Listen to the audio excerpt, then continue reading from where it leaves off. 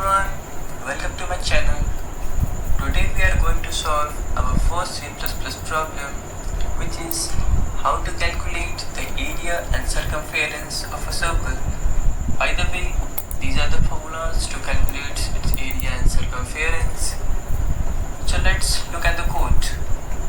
Here we define a class called circle with a private data member called radius.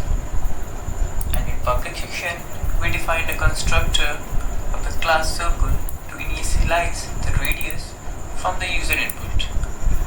And then we define two methods. The first one is called area, which calculates the area, and the second one is called circumference, which also calculates the circumference of the circle.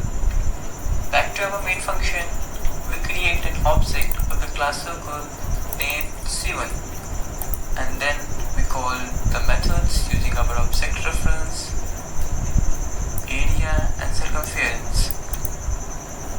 So let's run this program. Here it asks us to input the radius of the circle. Let me give it 12.65. I hope you enjoyed this video and learned something new. Please like, share and subscribe to my channel for more C++ tutorials. Thank you for watching.